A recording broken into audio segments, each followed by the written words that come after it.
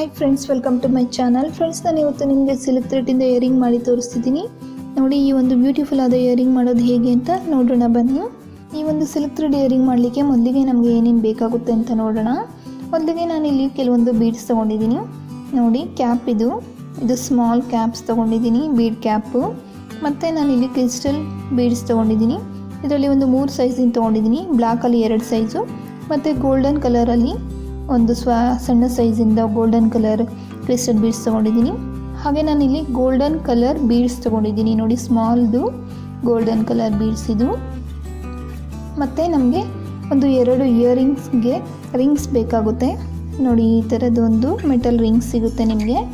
ಹಾಗೆ ಕ್ಯಾಪ್ಸ್ ಇದು ದೊಡ್ಡದಾಗಿರುವಂತಹ ಕ್ಯಾಪ್ಸ್. ನೋಡಿ, ಈ ರೀತಿ ಕಾಣುತ್ತೆ ಇದು. ಮತ್ತು ನಾನಿಲ್ಲಿ ಐ ಪಿನ್ಸ್ ತೊಗೊಂಡಿದ್ದೀನಿ. ಐ ಪಿನ್ ಇದು ಮತ್ತು ಹೆಡ್ ಪಿನ್ ಕೂಡ ತೊಗೊಂಡಿದ್ದೀನಿ.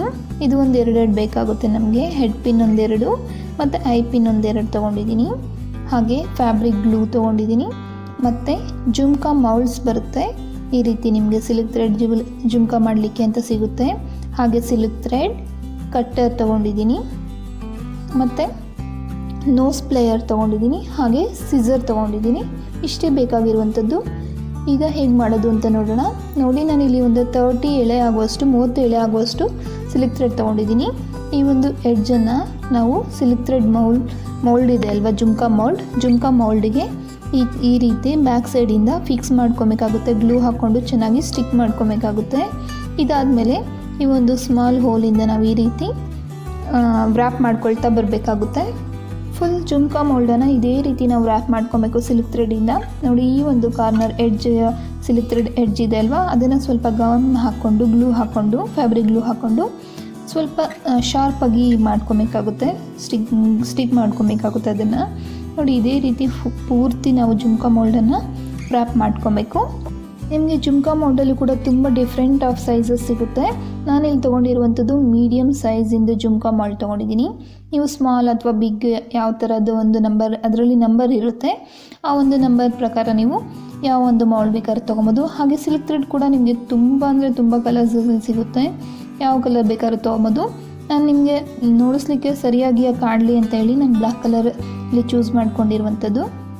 ನೋಡಿ, ಮೊದಲಿಗೆ ನಾನು ಸ್ವಲ್ಪ ಗ್ಯಾಪ್ ಬಿಟ್ಟು ಅದನ್ನು ವ್ರ್ಯಾಪ್ ಮಾಡ್ಕೊಂಡಿದ್ದೀನಿ. ನೆಕ್ಸ್ಟ್ ಈ ಒಂದು ಗ್ಯಾಪ್ ಇದೆ ಅಲ್ವಾ, ನಾನು ವೈಟಾಗಿ ಕಾಣ್ತಿದೆ ಅಲ್ವಾ ನಿಮಗೆ, ಆ ಒಂದು ಗ್ಯಾಪ್ನ ಫಿಲ್ ಮಾಡ್ತಾ ಈಗ ವ್ರ್ಯಾಪ್ ಮಾಡ್ಕೊಬೇಕಾಗುತ್ತೆ. ಈ ರೀತಿ ಮಾಡ್ಕೊಂಡು ನಿಮಗೆ ನೀಟಾಗಿ ಕಾಣುತ್ತೆ. ಅದು ನಾವು ವ್ರ್ಯಾಪ್ ಮಾಡ್ಕೊಂಡಿರುವಂಥದ್ದು ತುಂಬ ನೀಟಾಗಿ ಕಾಣುತ್ತೆ. ಅದಕ್ಕೋಸ್ಕರ ನಾನು ಈ ರೀತಿ ಮಾಡ್ಕೊಂಡಿರೋದು. ನೋಡಿ, ಈಗ ಪೂರ್ತಿ ಕಂಪ್ಲೀಟ್ ಆಗಿದೆ ನಾನು ವ್ರ್ಯಾಪ್ ಮಾಡಿರುವಂಥದ್ದು. ಈಗ ಲಾಸ್ಟ್ ಎಡ್ಜಲ್ಲಿ ನಮಗೆ ಸ್ವಲ್ಪ ಫ್ಯಾಬ್ರಿಕ್ ಗ್ಲೂ ಹಾಕ್ಕೊಂಡು ಸ್ಟಿಕ್ ಮಾಡ್ಕೊಬೇಕಾಗುತ್ತೆ. ನೋಡಿ, ಎಕ್ಸ್ಟ್ರಾ ಇರುವಂತಹ ಒಂದು ಸಿಲ್ಕ್ ಥ್ರೆಡನ್ನು ನಾನಿಲ್ಲಿ ಟ್ರಿಮ್ ಮಾಡಿಕೊಂಡು ಮತ್ತು ಫ್ಯಾಬ್ರಿಕ್ ಗ್ಲೂ ಹಾಕ್ಕೊಂಡು ನೀಟಾಗಿ ಅದನ್ನು ಸ್ಟಿಕ್ ಮಾಡ್ಕೊಳ್ಬೇಕು. ಇಲ್ಲಾಂದರೆ ಕಿತ್ತು ಬರೋ ಚಾನ್ಸಸ್ ಇರುತ್ತೆ. ಅದಕ್ಕೋಸ್ಕರ ಸ್ವಲ್ಪ ಜಾಸ್ತಿನೇ ಗ್ಲೂ ಹಾಕ್ಕೊಂಡು ನೀಟಾಗಿ ಸ್ಟಿಕ್ ಮಾಡ್ಕೊಬೇಕು. ನೋಡಿ, ಈಗ ನಾನಿಲ್ಲಿ ಹೆಡ್ ಪಿನ್ ತೊಗೊಂಡಿದ್ದೀನಿ. ಹೆಡ್ ಪಿನ್ಗೆ ಇಲ್ಲಿ ಕ್ಯಾಪ್ ಹಾಕ್ಕೊಬೇಕು. ಮತ್ತು ಸ್ವಲ್ಪ ದೊಡ್ಡದಾಗಿರುವಂಥ ಬ್ಲ್ಯಾಕ್ ಕಲರ್ ಕ್ರಿಸ್ಟಲ್ ಬೀಡ್ ಹಾಕ್ಕೊಳ್ತಿದ್ದೀನಿ. ಮತ್ತು ಇಲ್ಲಿ ನಾನಿಲ್ಲಿ ಕ್ಯಾಪ್ ಹಾಕ್ಕೊಳ್ತಾ ಇದ್ದೀನಿ. ನಾನಲ್ಲಿ ಯೂಸ್ ಮಾಡ್ತಿರುವಂಥದ್ದು ಸ್ಮಾಲ್ ಕ್ಯಾಪ್ಸ್, ಬೀಡ್ ಕ್ಯಾಪ್ಸ್ ಸಿಗುತ್ತೆ ನಿಮಗೆ. ನೋಡಿ, ಈಗ ಎಕ್ಸ್ಟ್ರಾ ಇರುವಂಥದ್ದನ್ನು ನಾನು ಕಟ್ಟರ್ ಸಹಾಯದಿಂದ ಕಟ್ ಮಾಡ್ಕೊಳ್ತಾ ಇದ್ದೀನಿ. ಮತ್ತು ಇದನ್ನು ನಾವು ನೀಟಾಗಿ ಹುಕ್ ರೀತಿ ಒಂದು ನೋಸ್ ಪ್ಲೇಯರ್ ಸಹಾಯದಿಂದ ಬೆಂಡ್ ಮಾಡ್ಕೊಬೇಕು.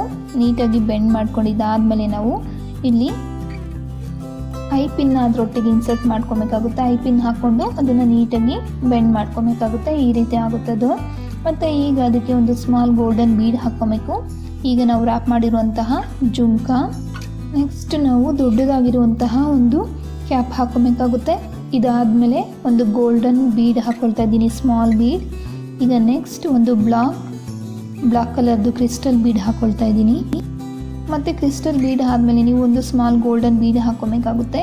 ಇದಾದಮೇಲೆ ನೋಸ್ ಪ್ಲೇಯರಿಂದ ನಾವು ಇದನ್ನು ನೀಟಾಗಿ ಬೆಂಡ್ ಮಾಡ್ಕೊಬೇಕು. ಇದು ಎಕ್ಸ್ಟ್ರಾ ಏನಿಲ್ಲ, ಅದಕ್ಕೋಸ್ಕರ ನಾನು ಇಲ್ಲಿ ಕಟ್ ಮಾಡ್ತಿಲ್ಲ. ನೋಸ್ ಪ್ಲೇಯರಿಂದ ಬೆಂಡ್ ಆದಮೇಲೆ ಈ ರೀತಿ ಕಾಣುತ್ತೆ. ಇದಾದಮೇಲೆ ನೀವು ಈ ಒಂದು ಮೆಟಲ್ ರಿಂಗ್ ಇರುತ್ತಲ್ವ, ಈ ರಿಂಗನ್ನ ಒಂದು ಹುಕ್ಕನ್ನು ಸ್ಟ್ರೈಟಾಗಿ ಮಾಡ್ಕೊಬೇಕಾಗುತ್ತೆ. ಇದು ಬೆಂಡ್ ಆಗಿರುತ್ತೆ.